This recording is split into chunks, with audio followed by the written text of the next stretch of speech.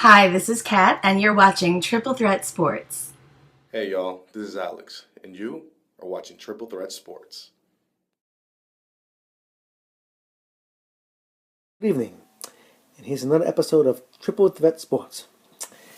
Every now and again, as a sports fan, you are forced into ironies.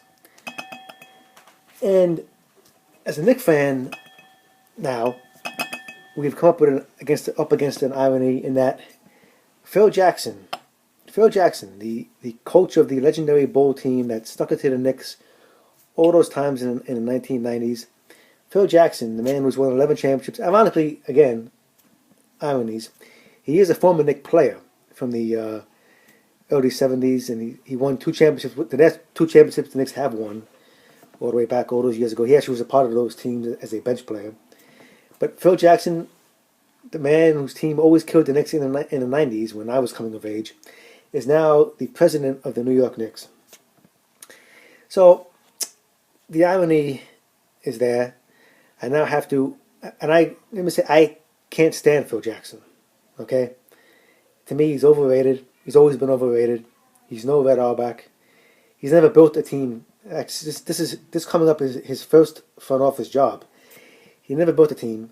He had the most talented players. He had Michael Jordan. He had Scottie Pippen. He had Shaquille O'Neal, Kobe Bryant, Paul Gasol. He's won 11 championships as a coach, the most of any coach in NBA history. But the common denominator of all 11 of those championship teams was he had the best team.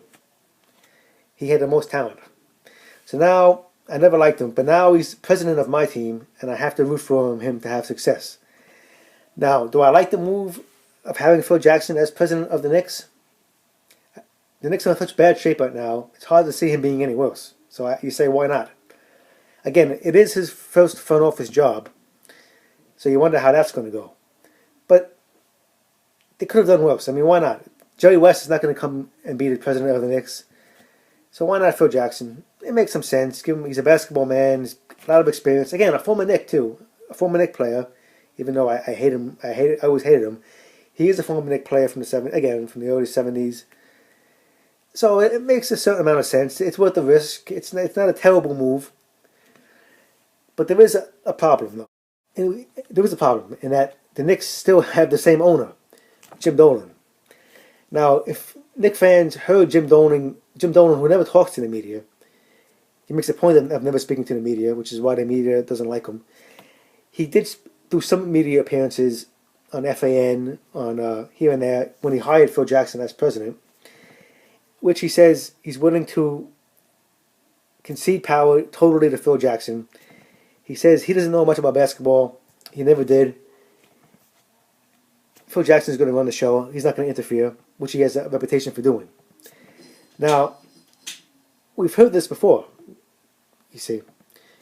A few years ago, when Donnie Walsh, who was the Knicks president up until 2 years ago, more or less, when he came, he was also granted full authority, per se. Again, a basketball man, a front office man. Donnie Walsh is and was a front office man. He was never a coach. Not that I know of. No, he was never a coach, I don't believe. And we heard at that point, and this was in 2010, or maybe not, 2008 actually, that he was going to be given full authority. And what happened? He wasn't given full authority. And Jim Dolan, when the Carmelo Anthony trade was being made, Jim Dolan, the owner of the Knicks, took authority from Donnie Walsh and pushed the trade that he wanted to make, even though the Knicks might have given up too much. And the point is that when James Dolan was on the being interviewed, and he says he doesn't know anything about basketball, then on the same breath he says, well, Donnie Walsh and him had different opinions about what direction they should take the team. Does that sound like an owner who doesn't take power for himself? If he says the president has authority, and then says, well, me and my last president didn't see eye to eye on what direction to take the team, it sounds like an owner that's involved in basketball decisions when it shouldn't be. So I'm skeptical that this Phil Jackson presidentship with the Knicks, I have a feeling he's going to run into the same stumbling blocks as Donnie Walsh did, which means, again, Knicks fans will be screwed and the team will be middling along in the future as it is now. And that's one thing to be skeptical of. And again, it's a big problem. Ownership owns the team, and if ownership is bad, no matter who the president is, it's hard to see the team becoming a consistent championship contender, which is what we want as Knicks fans. We have never seen it. We haven't seen a championship in my lifetime, and we haven't been a serious contender in more than a decade, much more than a decade. Another factor is that what we're hearing now, when Phil Jackson was interviewed for the job, is that he wants to re-sign Carmelo Anthony, which obviously Melo is a superstar. He's one of maybe the best offensive player in the NBA. You've heard me in previous episodes if you listened to them. I wanted to trade Carmelo Anthony a while ago. I wouldn't mind the Knicks actually releasing him outright. But it is defendable to bring him back, and Phil Jackson says he wants to bring him back. So, okay, here's the thing. It sounds like Phil Jackson's plan is basically like Donnie Walsh's plan. Because next year, the Knicks, much like this year, the Knicks don't have any cap room next year. They can't sign any free agents. They don't have a first-round pick this year, and it could be a high pick because they're not going to make the playoffs, and it's going to be in the lottery. And we hope that the Denver Nuggets don't get too high of a pick from the Knicks as part of the Anthony trade all those years ago. But it sounds like his plan is a little dull. Wait until there's cap room and then sign free agents. We've been through this routine already. It didn't work once already. It didn't work with signing Amara Stoudemire and Carmelo Anthony. The Knicks are nowhere near a championship. I don't understand why people think it would work again. 2 years from now, when the next crop of free agents come on. LeBron James is not coming to the Knicks. And I'd rather see more creativity, more smart trades, more little moves here and there, rather than waiting around for the next free agent to come around, the next big batch of free agents, and then trying to sign them when you have cap space. I like to see more creativity, smaller moves, smart trades. The Knicks have some pieces. They got Tyson Chandler, maybe Shumpert.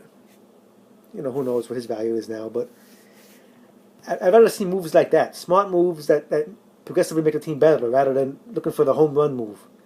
And Phil Jackson's making a lot of money as president of the Knicks, $12 million a year from what some reports, $15 million even. I believe it's 12 though. But let's see him make some smart moves. I'm skeptical that he's going to just wait around for 2 years and try to sign free agents instead of making smart day-to-day moves. But we'll see how it plays out. Again, it's not a bad move for the Knicks. Again, I hate Phil Jackson, but if he builds a championship team, I'll build an altar to him in the backyard right here. So we'll see. Let's see how it goes, and hopefully James Dolan will stay out of the way. Because if he doesn't, it's all for naught anyway. Thank you.